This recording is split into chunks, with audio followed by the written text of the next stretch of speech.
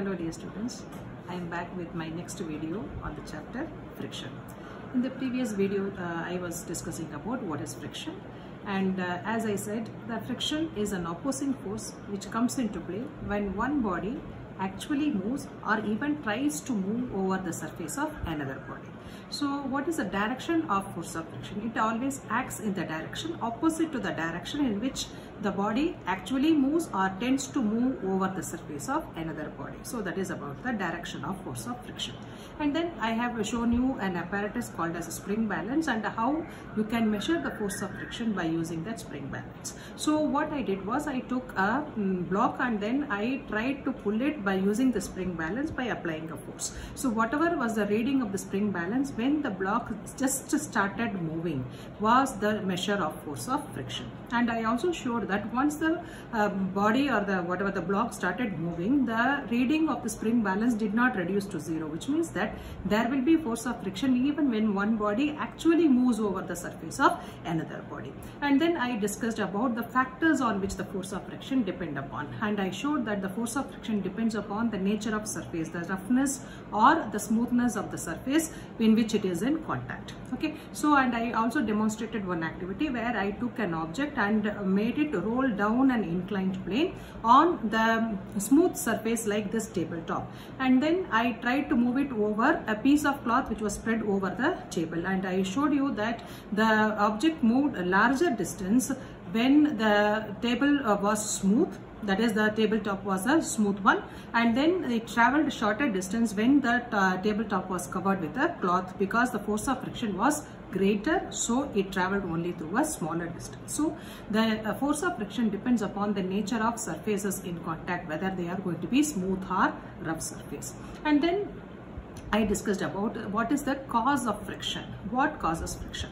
A surface, however smooth it may appear, will have large number of irregularities in it. What is the meaning of irregularities?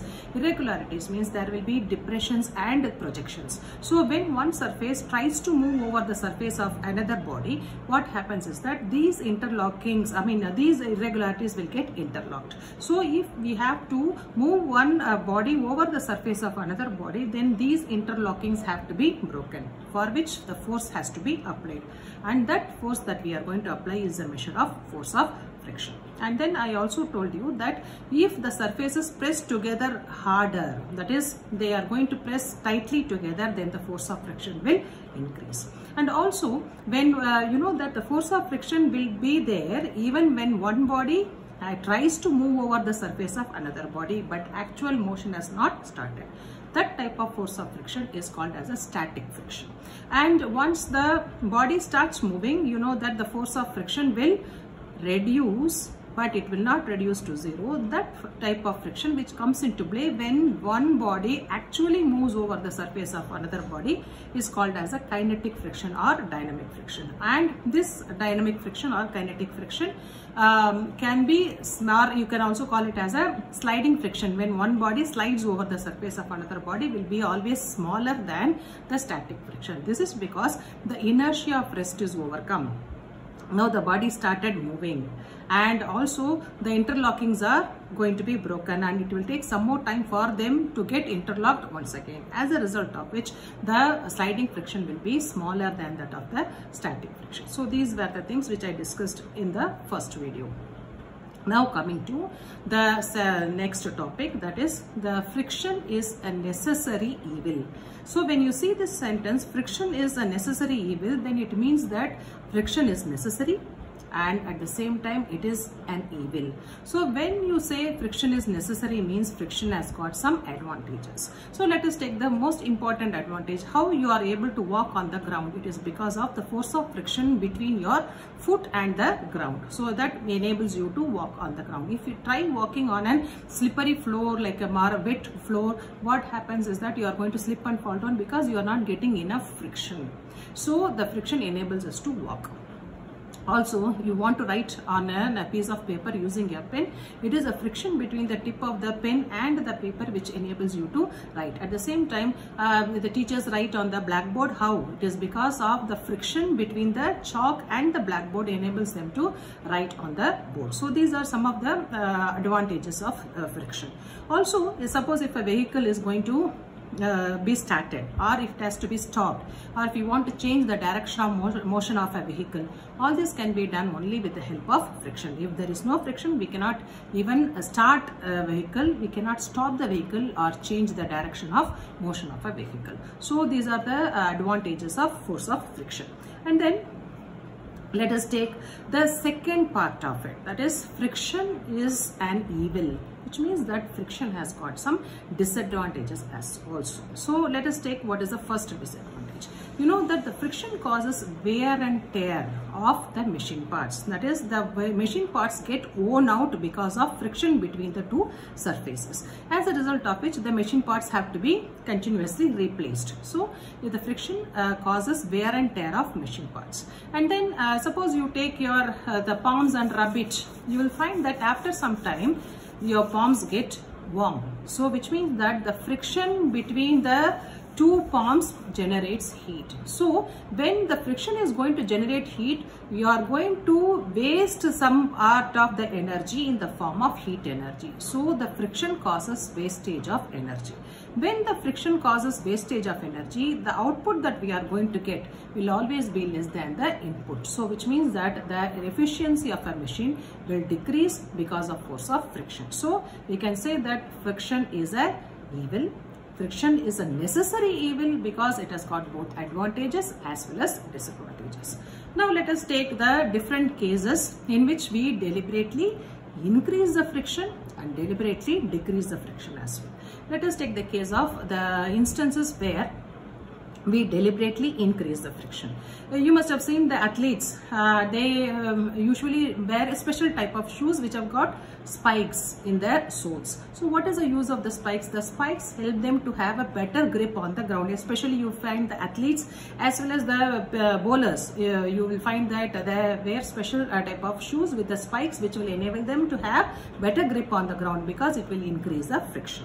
And also you will see that the tires are generally not smooth. The tires are generally having some projections. You call them as corrugations, or you can say that the tires are treaded. Why they are having that corrugations is to deliberately increase the friction for better grip on the ground. So if the tires are smooth, they are simply going to slip and the vehicle will not be able to run because there will not be any friction between the tires and the road. So we are increasing the friction by the process of corrugations as well as by in the form of spikes in the case of shoes. And then you can also increase the friction by making use of brake pads and the brake system that we make use of in the cycles. Generally, these brake pads do not come into contact with the wheels normally when the vehicle is running. Suppose you want to stop the cycle, what do? You are going to press the braking lever. When the braking lever is pressed, what happens is that the braking pad will come in contact with the wheel, that is the rim of the wheel, and it will stop the vehicle.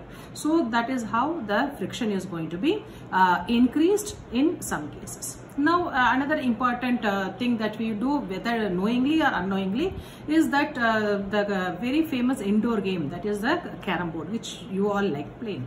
So sometimes you will say you always want the when you strike the coin, it has to go to the pocket. So sometimes you will find that the coin doesn't reach the pocket and it actually stops in the middle. So what do you do generally? You usually sprinkle some powder, talcum powder, or the powder that usually comes with a carom board. So what is the use of this powder? It is going to reduce the friction between the coin and the surface of the carom board, and as a result of which the coin will be able to travel much smoothly over a large distance. Okay, so that is where we are deliberately decreasing the friction. And then in the machine parts, what do we do to reduce friction? We make use of oil. We also make use of grease and graphite, etc. So what are they called? They are called as lubricants. And what they do? Actually, these lubricants actually are going to may form a layer between the two moving parts of the machines. So when they are going to form a layer, they are going to prevent or minimize the interlocking of the irregularities to a greater extent, as a result of which the friction will be reduced tremendously by making use of these lubricants. Okay, so I said that by the ways of decreasing friction is to make the surface smooth. We can also reduce the friction by polishing the surface. So if the surface is made very smooth, can we reduce the friction to zero? No, we cannot reduce the friction to zero. And I am going to put a question to you. If the surface is going to be made extra smooth, I am saying that the force of friction will not decrease, it will actually increase. Try to find the answer to this. When we are going to have your online classes, I want the answer for you all. Okay, so try to get the answer for this question. That is, if the surface is made extra smooth, then the force of friction actually increases. Why? This is my question, right? Now let us summarize what we have seen in this video. That is, the friction is a necessary evil.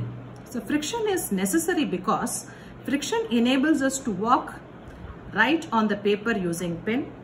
Friction between the chalk and the blackboard enables us to write on the board.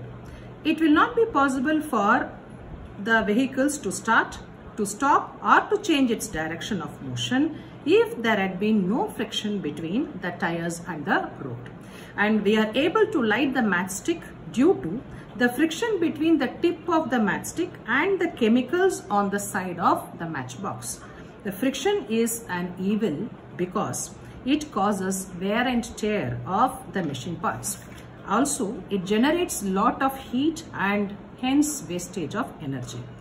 Friction can be increased by providing spikes in the soles of the shoes, corrugations on the tires. Friction can be decreased by using oil, grease, graphite, which are called lubricants. So these are the things which I have discussed today.